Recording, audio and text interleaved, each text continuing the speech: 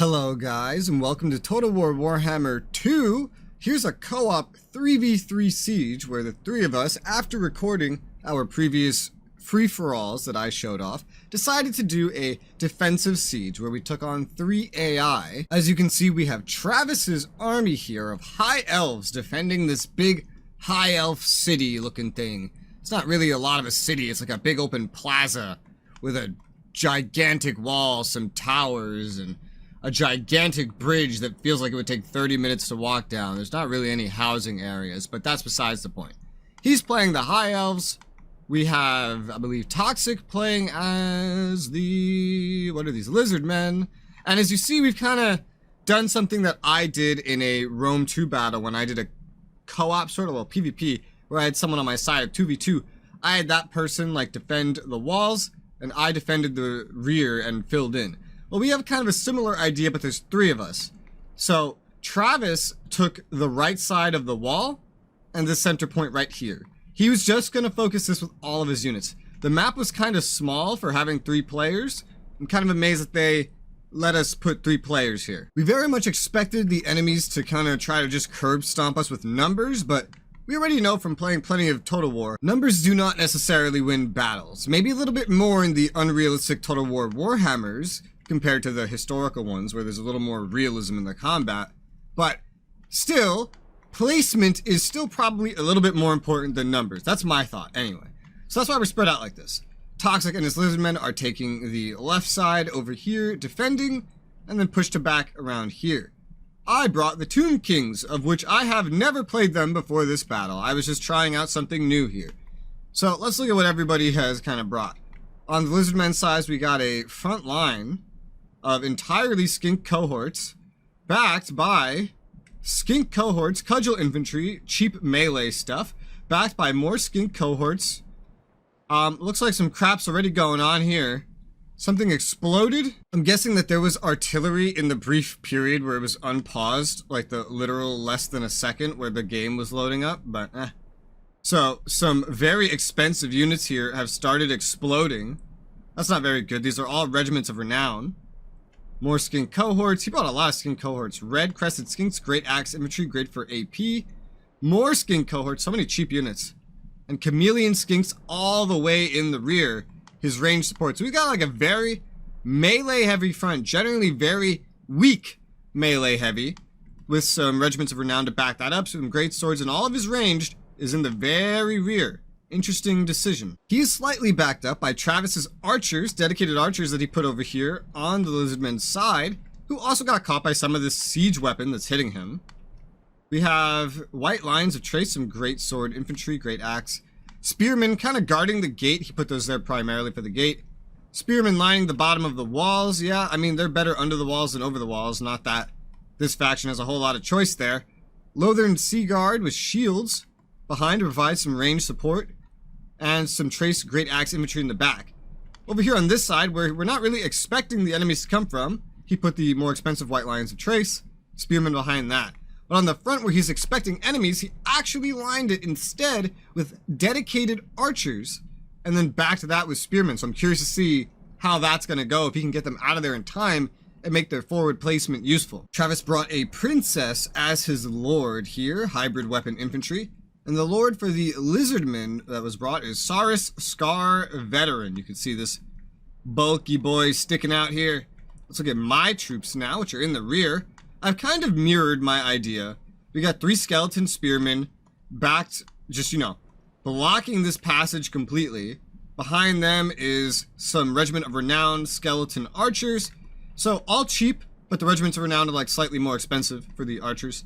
Then I have more spearmen here. And here, and then more skeleton archers. So, I'm sure if you look over here, it's pretty mirrored. It's a little bit different with these stairs here, which I wasn't even sure if you could go up and down or not. I'm still not sure.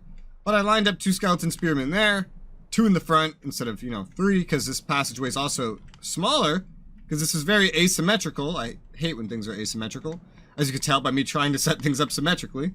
We have skeleton archer regiment of renown, and again, 1 spearman in the back. We had an extra spearman, and another skeleton archer regiment of renown. Then in the very, very rear, I have the Ushabti. These are basically the Tomb King versions of trolls. It's just an equivalent unit. That's how a lot of the Warhammer factions work. There's just equivalents of units instead of like upgraded unique units. I got another one of those on the other side. Then in the center, standing in front of this impressive stairway, it doesn't actually go anywhere, but it looks really cool, and I wish I could walk down here. I have brought 2 units. My Lord Arkin the Black, who's a wizard, and I have a Necrotect, which gives bonuses to construct units, such as these Ushabti, them.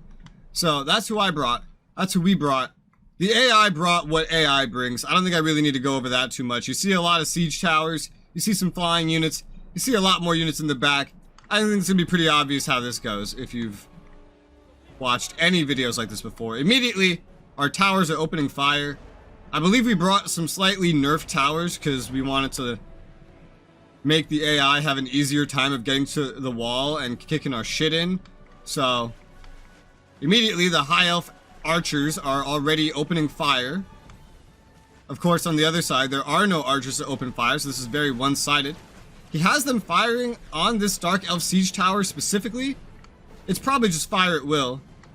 Some are now firing on these Blood Knights, which are charging forward. Cavalry, don't know what they're going to do charging forward. Your cavalry, you can't break down the gate. You can't break down the wall. You're just dying for no reason. And dying they are. Oh my god.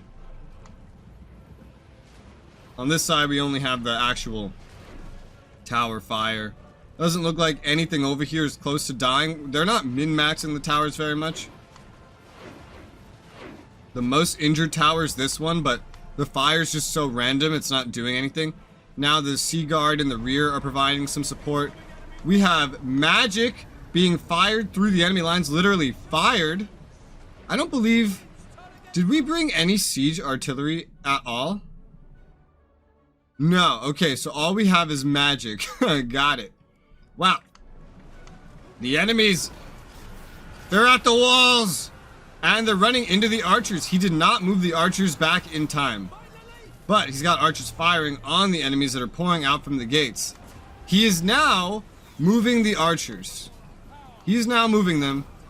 And the enemies are casually strolling up to the backs of the... Oh my god. Okay, so the enemies have some sort of siege equipment, clearly. Not the deck gunners, but I saw some siege equipment firing in here. I just don't know where it's coming from. But they clearly have some. Or it's just magic, because as we could see... Oh, it could be these bombers. There was stuff flying right into the rear of some of these spearmen here. But, let's see how it's going. Yeah, these bleak swords are very upgraded, very strong. These spearmen don't stand a whole lot of a chance, especially not these archers on the walls. Let's go take a look over here. Flying units. Oh, the flying units. Vargeis are landing. Wow, look at this. The game actually started lagging there. Not lagging, just the animations. It was weird. The Cudgel Infantry are moving to meet the zombies, Black Ark Corsairs. Well, he has a much easier deal here to deal with than the elves currently have to deal with. Skeleton Spearmen. Well, what's this? Bombers dropping bombs above him into his rear lines. These red-crested skinks in the back that aren't actually doing anything yet. Wiping out these great axe infantry, which have, I believe, pretty good AP. Pretty smart targets, as there isn't any range other than the High Elves' range here to deal with them and take them down. So that's just a pretty easy target. The Vargeis have landed alongside the zombies, fighting the skink cohorts, which are probably outmatched but not outnumbered. Some ogres have knocked down the gates already. And now we just have these hordes of spearmen and archers. Okay, the white lines of Trace in the middle are being told to charge directly forward to fight the ogres. I would have had the spearmen do that personally, but you know what? It is what it is. The ogres are distracted anyway, trying to go for the skinks. Oh, there's so much chaos in the background, man. Total War Warhammer battles are so fast-paced. Naturally, great axes aren't the best against ogres, but the spearmen are now charging in to do what they do best, and that's poke big things with sticks. Holy magic, Batman. I don't know if this is good or bad magic, but it's magic. There's a fucking Rakarth here. For some reason, the animations have decided to go at 5 FPS, even though the game's moving at more than that. But a fucking dragon basically has landed in the middle of all these skinks. This is insane. It is just absolutely beating the shit out of them, of course. Toxic's gone ahead and moved his leader in because also the Red Duke is here, which has got to be an enemy leader. So he's dueling that and a dragon. Oh my god. And then there's a Terrorgeist. So he's fighting basically 2 dragons and an enemy leader. Oh my god. His skinks are getting made to flee very quickly, as you can see, retreating as he tries to move more skinks up to reinforce. The center, meanwhile, is being flooded by the Blood Knights and more melee infantry with a mixture of magic and overwhelming forces that are pretty well placed. These two are holding out the center. We have the princess running into combat here, fighting some deck dropper bombers who have gone to intercept the high elf archers. My archers on this side are providing some support onto the walls up here because they actually did move some towers along to this side to meet Travis's great axe infantry and his spearmen. Take a look at it. There you go. There you go. Nice and fighting. So I'm providing some range support to that. This is like the earliest archer I had that was opening fire on anything. And this is what it was firing on. I believe it depletes all of its ammo just firing over here. We have sheer chaos in the background. The game's animation FPS surely agrees. I didn't know this game had LOD that did this. None of the prior games do this. At least not that I remember. At least not when I'm staring right at something. We got a horde of skinks here. I believe... Was this my magic? Did I start using magic? I know I started at some point. Now my heroes and lords are still in the back, but I got more archers here lined up that have started opening fire on the ranged flying units that my lizardmen teammate cannot keep up with firing against because he doesn't really have the ranged units to do it, so I thought I'd have mine help him, while also firing on this big ass dragon, which has started running into the skinks here mostly. And of course we have Lothern Sea Guard, which are amidst the lizardmen helping them. They look so funny there. This wall is completely lost. So, that meant that the front line of lizardmen over here, can you tell what's going on? Has gotten completely flanked and pretty much just, well, not fully destroyed. You see, they're still alive, but they are surrounded on all sides. The Red Duke is still very healthy. I'm not seeing, where is the lizardman leader? Oh, here he is. He probably ran away and barely recovered himself because he's just standing here almost dead. We also have a Slan Mage Priest here, providing range support. That's probably where that magic came from.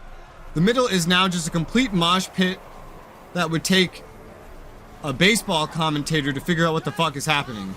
There's just so many units standing on top of each other, but you can tell that most of them are hostile because you know what factions we are.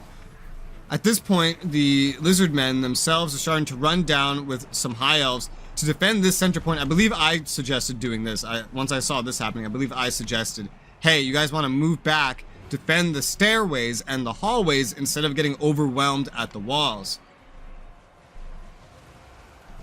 This wall is still held, but, oh, it is the deck gunners. The deck gunners are shooting up here, hitting both the Lothern Sea Guard with shields in the back, but also hitting some of their own men, so a little bit of friendly fire. At this point, everywhere else, however, the high elves are moving back. I have run out of ammo on these skeleton archers, so I've decided to move them up to the front to assist with melee combat. Because what else do I really have to use them for? To assist the high elves in their fight. My melee front line is still just waiting behind. Otherwise, I got more archers running out. So these two archers will be running forward to assist the lizardmen as well.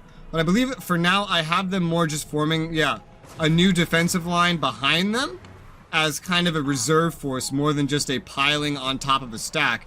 Because we know that's what AI will do, but we know that that's not necessarily that great. The high elves over here are just waiting a matter of time before they die. But it seems they've managed to take out a lot of enemies with them. Not to mention, entice the enemy into committing some friendly fire. Oh man, look at this. The front line of the high elves here is doing okay. The princess is still alive and doing well, actually, surprisingly. Even though she's covered in what looks like a lot of blood, doesn't mean much. These archers of mine are fighting alongside the spearmen here on the front. You see the little Tomb King skeletons there, running in for some pokey pokes. I don't know why they just dropped their bows. In Shogun 2, when you run out of ammo, your unit just puts its bow away. I don't know why they decided that didn't need to be a feature anymore. I swear to God, with every new game, they're just removing features, especially with the Total War Warhammer games. I don't know why they do it. I guess because the Total War Warhammer fanbase doesn't really have as high of expectations, because they're not really Total War players. So they can kind of start over from zero with minimal, like, effort, as opposed to trying to entertain their longer-term fans. That's my guess. I'm trying to think of it from a business perspective. But that's not really here nor there right now. What is here and there is the fact that this front line is starting to collapse a little bit. Lothran Seaguard with shields starting to run away. Spearmen are barely holding, but there's some ogres here waiting to fuck him up. He's moving up some more Lothran Seaguard with shields, which have ammo, so I don't know why he's moving those up. Probably because he's mostly down to archers. He's mostly down to archers right now. But for now, he's holding. My men are in the back here, but looks like they are potentially going to get a chance to intervene. There's still more archer fire. It's the remainder of my archers on this side. My only remaining archer here is opening fire. We got that recovering Seaguard with shield over here who is hopefully opening fire. But I'm using the rest of my ammo on this side, just firing into this, because Toxic did an amazing job with his magic and with his skink cohorts at just holding the enemies here. At just forcing them to stay here. Oh God, it's going through the skinks! And my units! And the high elves! Oh! Oh! Oh God, okay, well. I also moved up Arkin the Black over here because I was using magic. I don't think that was my magic, but you can see I am using some kind of magic here. Somewhere around here, maybe. I think I was mostly using it to support over here because of how Toxic got them to stack up so many units in one spot. As you can see, Toxic's units are starting to falter. My range units here are part of all that's left, so I'm charging in more of the range units that ran out of ammo to support his front line, not hold a front line. Whereas I plan to mostly just hold where I was, while Arkin the Black here is just running around providing a lot of support as he can. This front line is starting to completely falter at this point, running out of morale. I got the other archers moved up now. One of them was already firing, now there's another one firing. As I start firing into the hordes that are moving up, because this side is actually very comparatively weak. So you'll see me pay less and less attention to this side. I haven't moved the Necrotect up yet. The Ushabti are still in the back, not really deployed yet, because I didn't feel that I needed them. Based on how the plan was going, I felt we were eliminating most of their units around the walls. We pulled a very, like, kind of Romish tactic, where we were forcing them to come to us. There's still a huge amount of lizardmen down here defending the center stairway alongside some high elves, and I'm sure that I and others have put some magic into here as well. This side's a bit of a mess, but these fucking lizardmen just keep coming back, and there's not a lot much remaining after all the magic. Look at all the corpses. All the magic and all the range that we're throwing at them. All these recovering lizardmen, plus my supporting range units once they run out of ammo. Charging in. All that's really left here is the Red Duke and some monsters that keep, like, retreating and coming back. It's not a lot. You see the magic right here. Big damage magic. Just annihilating their stack of units, their horde that we've been keeping busy down here at the center. So my front lines generally appear like they're not going to be needed.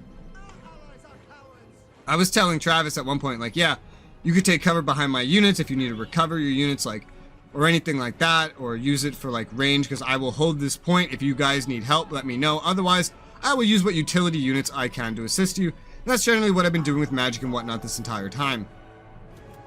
My archers over here running away.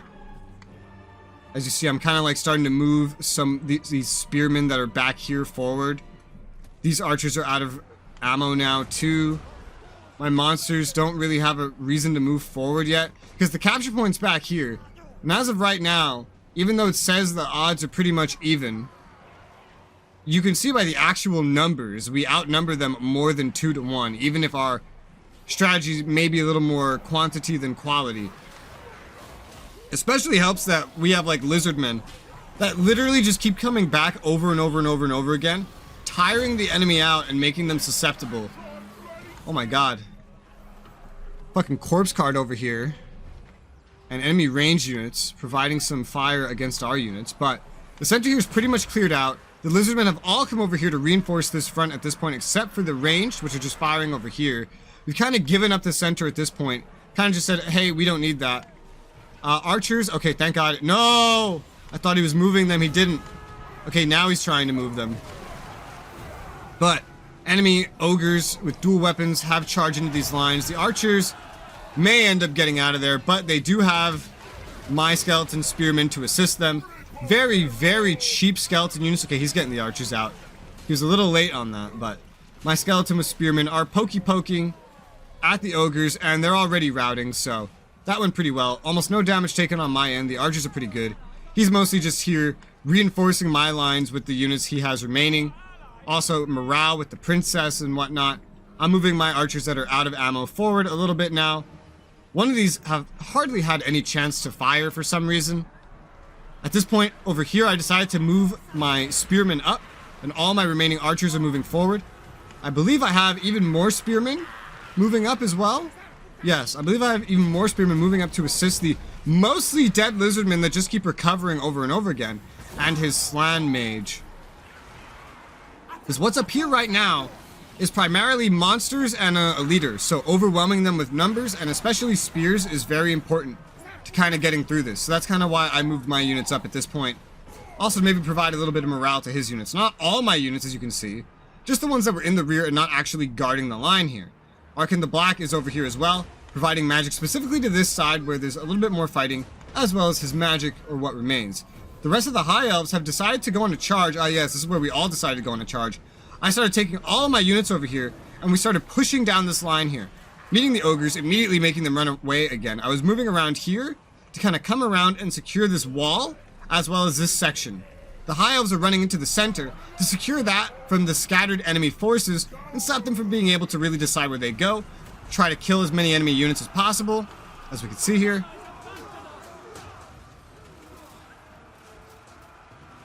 The idea is deal as much damage as possible because we kind of want them to run out. As you can see, I've charged up my realm of souls here, summon as high as I can. I got skeleton warriors of my own summoned, I believe from Arkin the Black. These are just summoned units to assist the High Elves in the center, charging into now killed enemy units that are crumbling out of existence vampire enemies, helping him charge down the middle on that end, while my spearmen and archer that do not have ammo still supporting over here. On this side, I've also... Are these the ones that were back here? Yes, I've taken my constructs in the rear, and I've charged them up to the front here. Both of them on one side, I believe. This one might be the summoned one. Realm of Souls? No, they're just being healed by the Necrotect.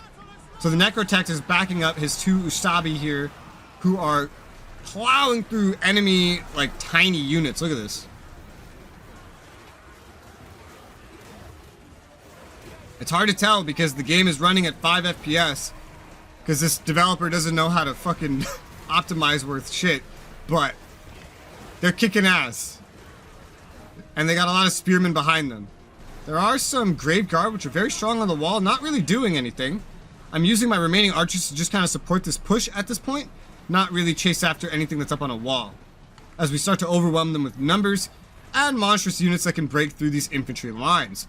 The High Elves have reached the front gate again and are cleaning up some units in the rear, as well as taking his archers that have no ammo and charging into the rear of ranged vampire units that are shooting into this very big front line that we've been fighting over for so long on this left side. Oh. Blech, interesting noises. But they've charged in, doing pretty well. On this front line, I didn't really have to move up anything else. Just these spearmen alone kind of holding a position against the Red Duke, who's almost dead at this point. Plus the archers ended up being pretty much fine enough. At one point, I believe I got the skeletons that were here to turn around and assist, but I believe they've already unsummoned by now, so they're not really there anymore.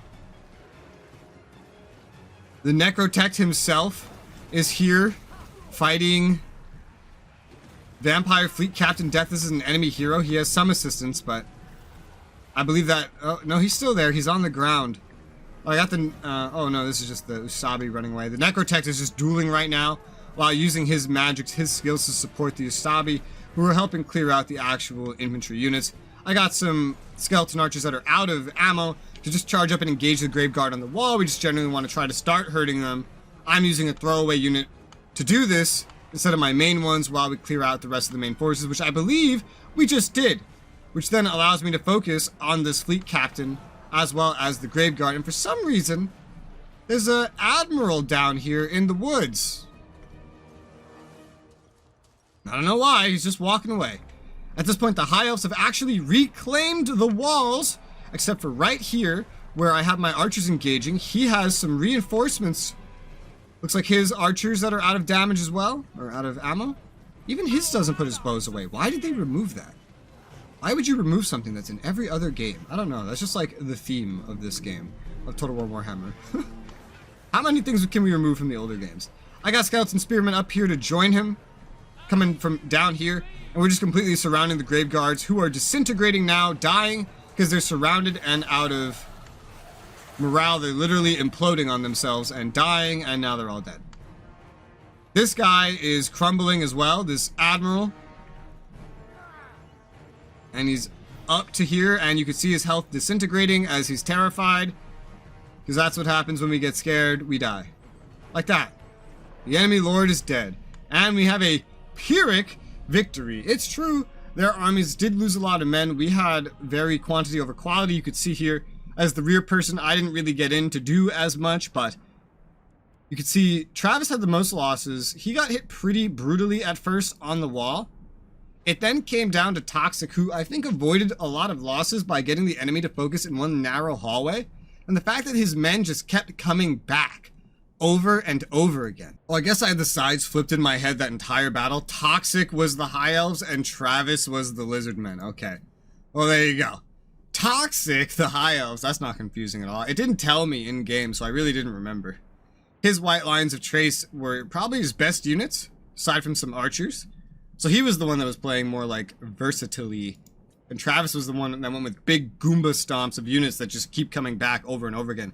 500 kills on Travis's Slan Mage Priest. That's crazy. Surprisingly, some of these units that got stuck in that Arty fire at the very beginning actually got a good amount of kills. Even though his skink cohorts didn't, you gotta realize, it's because his skink cohorts were there holding the enemy, harming the enemy, getting some amount of kills, especially assisting others in getting kills, like my ranged units. But his Slan Mage Priest really got all the kills there as the enemy stacked up in a way that his actual cohorts probably never would have been able to do. Meanwhile, the Red Duke got just as many kills out of his fucking skinks as he got out of the Red Duke's men by just being over there in that clusterfuck.